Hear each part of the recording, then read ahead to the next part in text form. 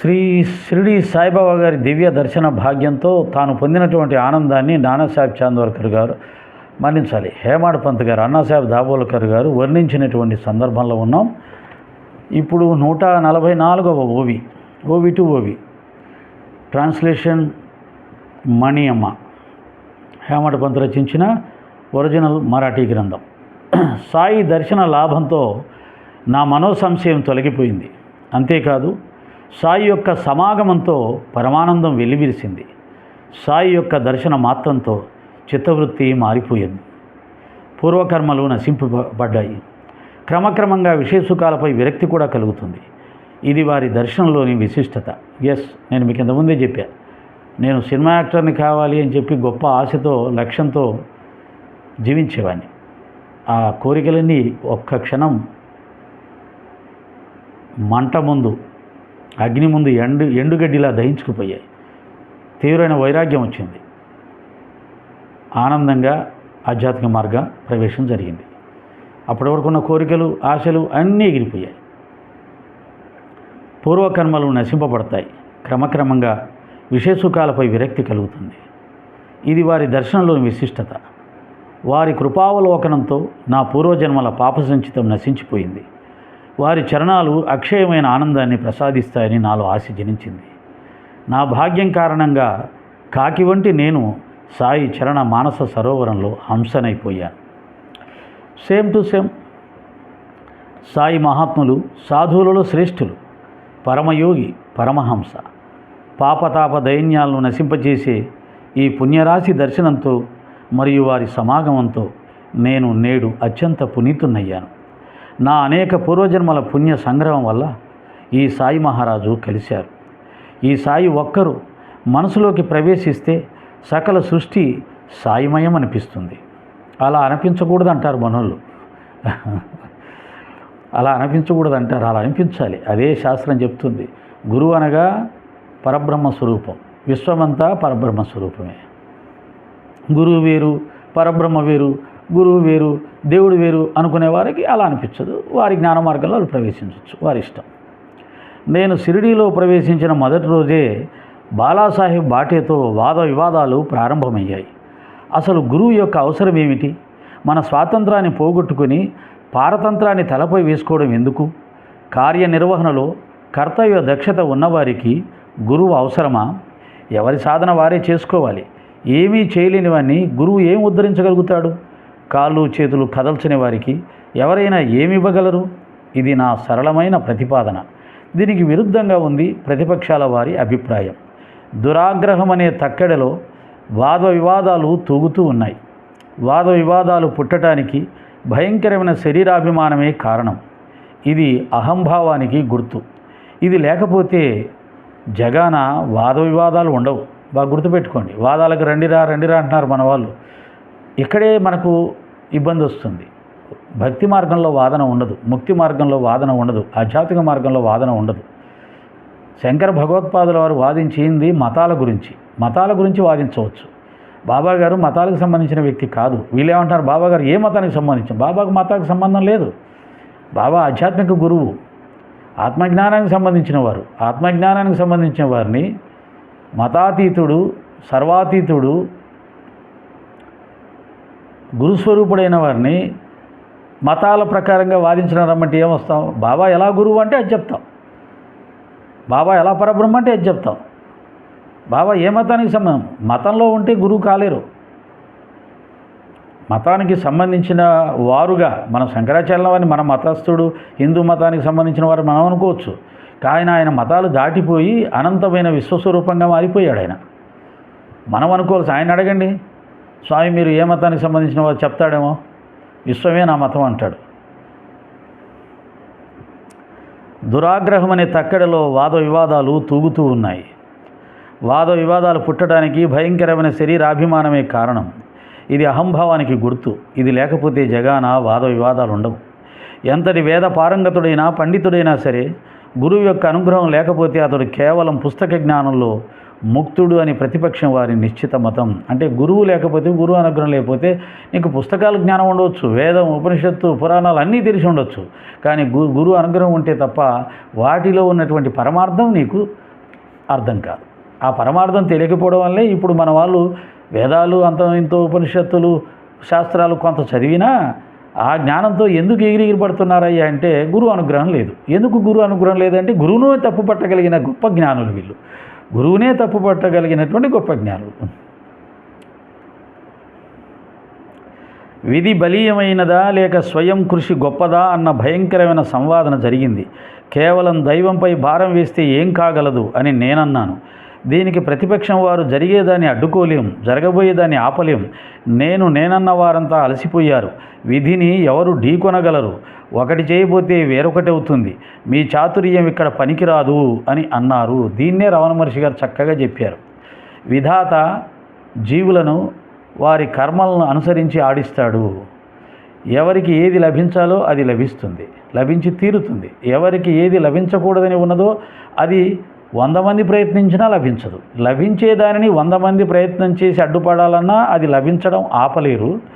లభించని దాన్ని 100 మంది ప్రయత్నం చేసినా అతనికి వచ్చేలా చేయలేరు. అది ఆల్రెడీగా డిసైడ్ చేయబడింది అంటాడు రమణ మహర్షి గారు.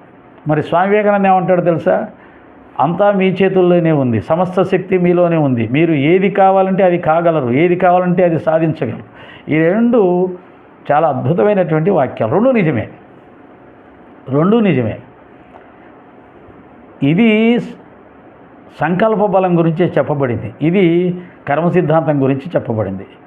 కర్మ సిద్ధాంతాన్ని జయించాలంటే సంకల్ప బలం పనిచేస్తుంది. కానీ ఆ సంకల్ప బలం కూడా నీకు రాసిపెట్టి ఉంది కాబట్టి నువ్వు సంకల్ప బలాన్ని ఉపయోగించుకొని సాధిస్తావు. చూసేవాడికి ఏమనిపిస్తుంది? వాడి సంకల్పం వల్ల సాధించాడు. కాదు, ఆ సంకల్ప బలం అతనిలో అంత ఎక్కువగా ఉండడానికి ఆల్రెడీగా డిసైడ్ చేయబడింది విధి.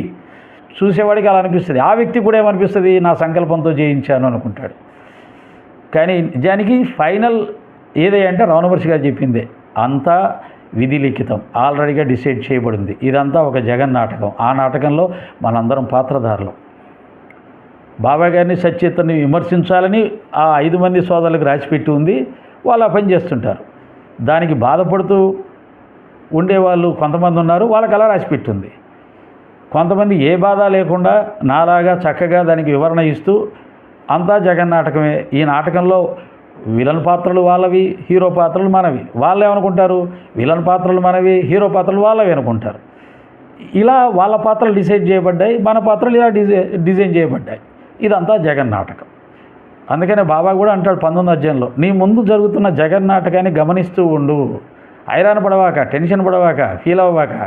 సినిమాని సినిమాగా చూడాలి. కొంతమంది అలా చూడరు. వాడు కొడుతుంటే కొట్టు కొట్టు గుద్దు గుద్దు అంటారు. వాడు నవ్వుతుంటే వీళ్ళు పగలబడి అయిపోతారు. వాళ్ళు ఏడుస్తుంటే వీళ్ళు బేరమని ఏడుస్తుంటారు. ఇలాగా సినిమాని చూసి ఫీల్ అయ్యే మనము ఈ జగన్నాటకం అనే విశ్వాన్ని చూసి ఫీల్ అవ్వకుండా ఎలా ఉంటాం? ఇదొక పెద్ద మాయ. ఆ మాయను తొలగించేవాడి గురువు. ఆ గురువే సమర్థ సద్గురు ఆదిశంకర భగవత్పాదులు, రామకృష్ణ పరమహంస, రమణ మహర్షి గారు, శ్రీకృష్ణ పరమాత్మ. ఎందరో గురువులు ఉన్నారు, ఎందరో మహానుభావులు ఉన్నారు. విధిని ఎవరు ఢీకొనగలరు? ఒకటి చేయబోతే వేరొకటి అవుతుంది, అంతే కదా. అలెగ్జాండర్ అలాగే అనుకున్నాడు. మొత్తం జయించుకుంటూ వెళ్ళినప్పుడు నేను ప్రపంచ విజేతనే అనుకున్నాడు. లాస్ట్లో మరణ సమయం వచ్చినప్పుడు, చనిపోయేటప్పుడు అనుకున్నాడు, అబ్బెబ్బెబ్బే మన దగ్గర ఏం లేదు, ఇంకోటి ఏదో ఉంది శక్తి. వాడి చేతిలో అందరం ఉటిదే, పిపిల కాలమే. అలా కొడితే బుడగ వంటి బ్రతుకు ఒక చిటికెలోని చితుకు, అది శాశ్వతమని తలచేవురా, నువ్వెందుకని మురిసేవురా ఓ యాత్రికుడా, హరినామం మరవవద్దురా అన్నాడు కదా తుకారాం. అలాగే మన బ్రతుకులు ఎంత, మనం ఎంత. ఇలా ఎగుడుతున్నాను నేను, అలా ఎగుడుతున్నారు వాళ్ళు. ఆయన టైం అయిందనుకో, పిలిచాడనుకో, టప్పులు ఎగిరిపోతుంది. ఏది ఎగిరిపోతుందో తెలియదు. అప్పుడు ఏమైంది? ఇంతవరకు ఎగిరింది. కాబట్టి అటువంటి బ్రతుకులు మనవి. కనుక అహంకారం పనికిరాదు. భగవంతుని పాదాలు పట్టుకొని, గురువు పాదాలు పట్టుకొని నిజాయితీగా, ధర్మబద్ధంగా చెప్పాలనుకున్న దాన్ని సామాజిక హితం కోసం, మనుషుల యొక్క హితం కోసం నెమ్మదిగా, పవిత్రంగా, ప్రశాంతంగా తెలియజెబితే అది మనను ఉద్ధరిస్తుంది. అహంకరిస్తే రావణ బ్రహ్మలా అయిపోతాం. ఒకటి చేయబోతే వేరొకటి అవుతుంది. మీ చాతుర్యం ఇక్కడ పనికిరాదు అని అన్నారు. నా అభిమానం ఊరికే ఉండలేకపోయింది. ఈ వాదించేటప్పుడు ఎలా ఉంటుంది, ఆయన ఎన్ని చెప్పినా సరే నాదన్నీ నిరూపించడానికి నా దగ్గర ఉన్నాయన్న అస్త్రాలన్నీ తీస్తూ ఉంటాను. చివరికి ఏ అస్త్రం పనిచేయకపోతే మూర్ఖాస్త్రం తీస్తాం. మూర్ఖాస్త్రం తీసేసి నువ్వు అసలు మూర్ఖుడివి అని అవతల వాళ్ళని మూర్ఖులు అని చెప్పేసి వాదన నుంచి బయటికి వెళ్ళిపోతాం. అప్పుడు ఏమిటి మీరు అంటున్నది? చేసుకున్న వారికే ఫలితం, ఏం చేయకుండా సోమర్లా కూర్చుంటే దైవం సహించునా? ఉద్ధరేదాత్మనాత్మానం, తనను తాను ఉద్ధరించుకోవాలి అని స్మృతి వచనం గర్జిస్తుంటే దాన్ని అనాదరం చేస్తే తరించడం అసఖ్యం. భగవద్గీతలో కూడా అన్నాడు, మన ఆత్మను మనమే ఉద్ధరించుకోవాలి అన్నాడు. ఎస్ రైట్, బట్ దానికి గురువు సహాయం కావాలి. నీ ఆత్మని ఉద్ధరించుకోవడం నిజమే, కానీ నీ ఆత్మను ఉద్ధరించుకోలేవు, దానికి గురువు సహాయం కావాలి.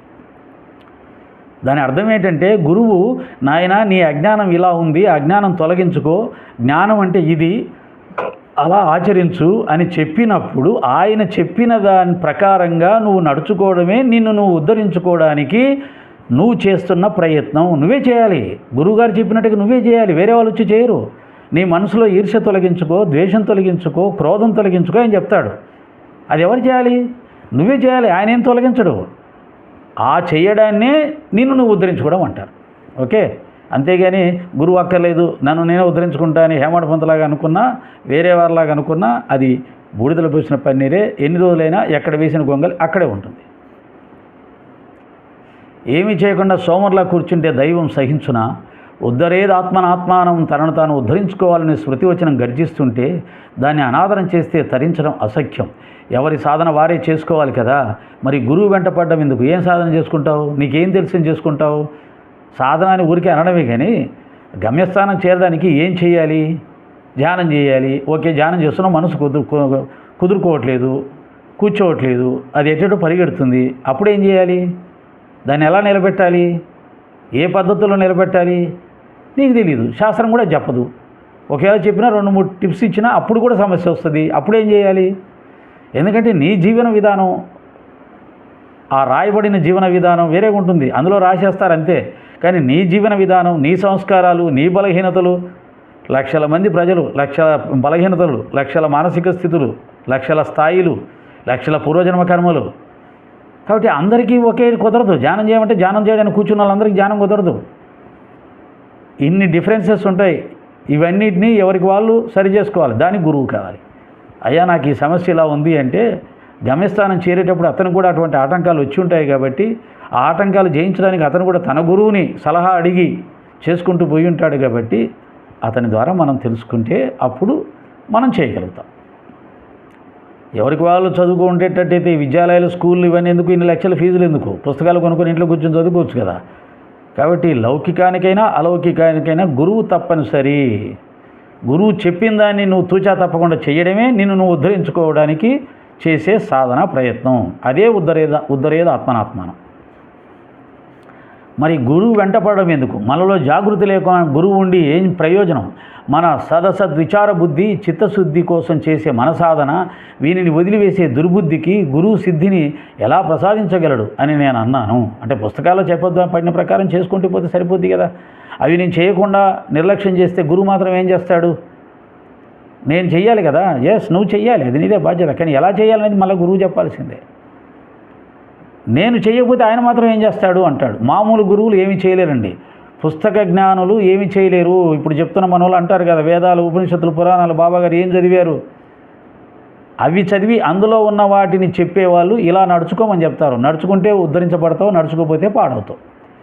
కానీ నువ్వు నడుచుకోలేని పరిస్థితుల్లో కూడా తమ శక్తిపాతం చేసి, తమ దృష్టిపాతం చేసి, తమ శక్తిని నీకు ప్రసాదించి నీ మనసును సరిచేయగల స్థాయి పుస్తక గురువులకు ఉండదు. వేదాలు, ఉపనిషత్తులు, పురాణాలు అంటారు కదా, అవి చదివి అందులో ఉన్న విషయాలు చెప్పే వాళ్ళకు ఉండదు. నీ అంతరంగంలో ఉన్న స్థితిని గుర్తించి, నీ పూర్వజన్మ కర్మలను కూడా గుర్తించి, నీ బలహీనతలు నువ్వు చెప్పకుండానే గుర్తించి వారిని సరిచేయగల శక్తి సద్గురువులకు ఉంటుంది. రామకృష్ణ పరమహంసకు ఉంటుంది, రమణ మహర్షి గారికి ఉంటుంది, బాబా గారికి ఉంటుంది. వీళ్ళు చెప్పే పుస్తకాలు చదివిన వాళ్ళు, పుస్తకాలు రాసిన వాళ్ళకు ఉండదు. ఆ స్థాయి గురువులకు పుస్తకాలు అక్కర్లేదు, వీళ్ళకు పుస్తకాలు అవసరం. వీళ్ళు ఏం చేస్తారంటే వీళ్ళ స్థాయిలో ఆలోచించి వాళ్ళు కూడా పుస్తకాలు చదవాలి కదా. మరి రమణ మహర్షి గారు చదవలేదు, రామకృష్ణ పరమహంస గారు చదవలేదు, మరి మనమేం చదివాం అంటే మనందరికంటే ఇప్పుడు వాళ్ళంతా తక్కువ వాళ్ళని మనం చెప్తున్నాం అనమాట.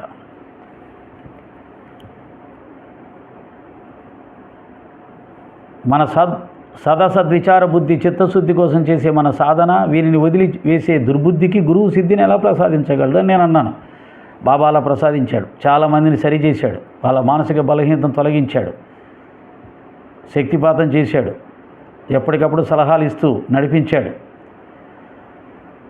అంతమంటూ లేని ఈ వాదాల వలన ఏ ఫలితము లభించలేదు. సరికదా మనశ్శాంతిని పోగొట్టుకున్నాను. అదే నేను గడించింది. వాదన వల్ల మనశ్శాంతి వస్తుంది, డిబేట్ల వల్ల మనశ్శాంతి వస్తుంది.